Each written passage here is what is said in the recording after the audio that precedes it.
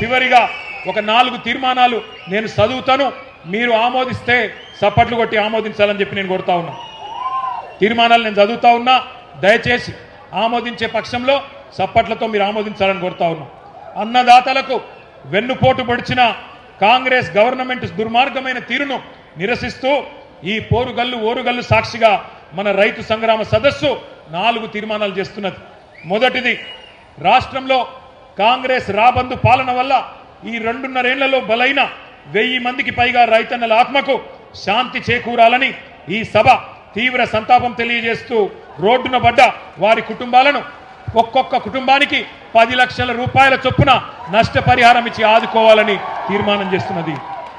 రెండవది, వరంగల్ వేదికగా కాంగ్రెస్ ప్రకటించి దగా చేసిన రైతు డిక్లరేషన్లోని 34 హామీలను ఇప్పటికైనా సంపూర్ణంగా అమలు చేయాలని, లేకపోతే ముఖ్యమంత్రి మంత్రులు తెలంగాణ ప్రజాక్షేత్రంలో తిరగలేరనే విషయాన్ని కూడా గుర్తుపెట్టుకోవాలని ఈ సభ మీ హర్షధ్వానాల మధ్యన, మీ చప్పట్ల మధ్యన తీర్మానం చేస్తున్నది.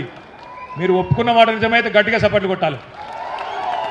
రాష్ట్ర వ్యాప్తంగా కొనుగోలు కేంద్రాల దగ్గర నెల రోజులుగా పడిగాపులు పడుతున్న లక్షలాది మంది రైతుల పక్షాన అన్ని పంటలను బీఆర్ఎస్ ప్రభుత్వం ఎట్లయితే ఎసొంటి ఆంక్షలు లేకుండా, ఎసొంటి కండిషన్ లేకుండా మక్కలు కావచ్చు, వరి కావచ్చు, జొన్నలు కావచ్చు, పత్తి కావచ్చు, శనగలు కావచ్చు, ఇంకా ఇతర పంటలు కావచ్చు, ఎలాంటి ఆంక్షలు లేకుండా, ఎలాంటి కొర్రీలు లేకుండా బీఆర్ఎస్ ప్రభుత్వం మాదిరిగానే కొనుగోలు చేయాలని, 500 బోనస్ను కూడా వెంటనే ఇవ్వాలని చెప్పి కూడా ఈ సభ మీ చప్పట్ల మధ్యన 3వ తీర్మానం చేస్తున్నది.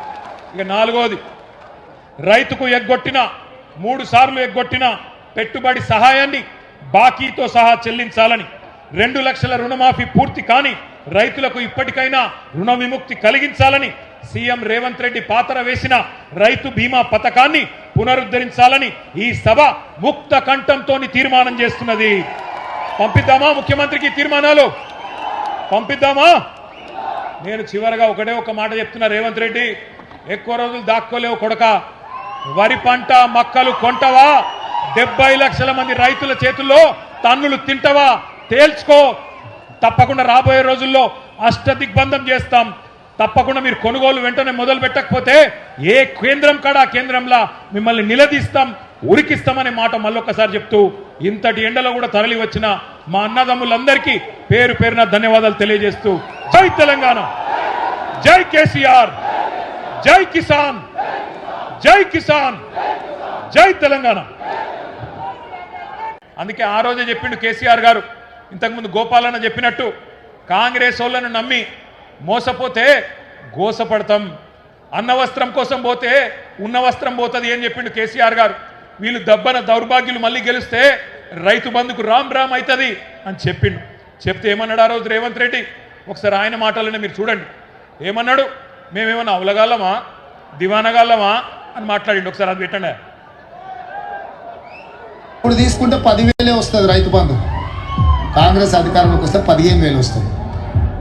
ఎకరానికి 15,000 రూపాయల సంవత్సరానికి ఇచ్చేటట్టు ఒక గ్యారంటీని కూడా మనం ప్రకటించాం. రైతు భరోసా, ఇందులో రైతులకు, కౌలు రైతులకు సంవత్సరానికి ఎకరాకు 15,000 రూపాయలు ఇచ్చే విధంగా, అదేవిధంగా నిరుపేదలైన కూలీలకు సంవత్సరానికి 12,000 రూపాయలు ఇచ్చే విధంగా రైతు భరోసా కార్యక్రమాన్ని 2వ గ్యారంటీ కింద ప్రకటించడం జరిగింది.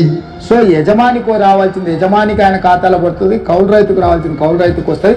భూమి లేని వాళ్ళు, ఉపాధి హామీ కూలికి పోయేట వాళ్ళకు కూడా ఇందులో మేము మద్దతు పెట్టినాము. అంటే ఇప్పుడు అందరికి ఇస్తాం అంటే ఆల్మోస్ట్. అందుకే అంటే డబుల్ అవుతాయి, ఓవర్లాప్ కాదు. ఇందులో వస్తే ఇందులో రాదు, ఇందులో వస్తే ఇందులో రాదు. పంటలకే ఇస్తున్నావు కదా, 3వ పంటకి ఎందుకు ఇస్తలేవు?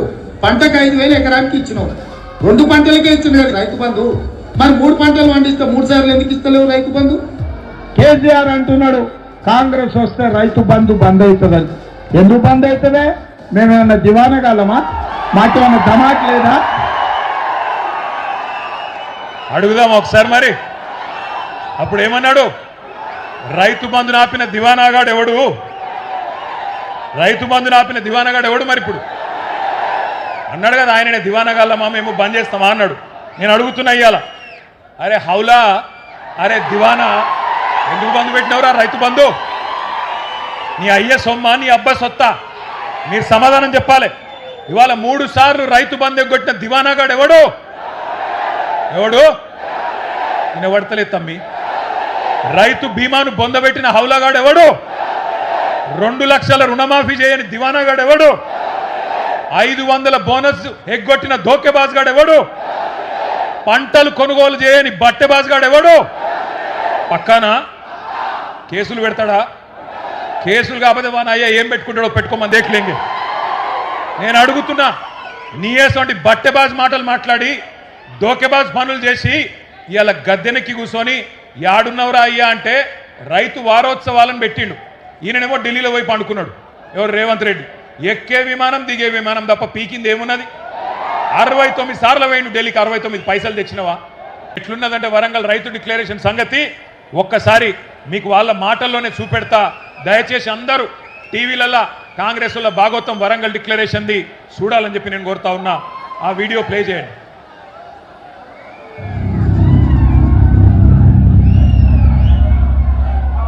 जैसे ही कांग्रेस पार्टी की यहां सरकार बनेगी वैसे 2 लाख रुपए का कर्जा माफ होगा और आपको सही एमएसपी मिलनी शुरू हो जाएगी। 15,000 रुपए प्रति एकड़ डायरेक्ट बेनिफिट हम किसानों को देने जा रहे हैं। यह सिर्फ एक डिक्लेरेशन नहीं है, ये किसानों के लिए कांग्रेस पार्टी की गारंटी है। ये खोखले शब्द नहीं है। पैडी को हम 2,500 रुपए में खरीदेंगे।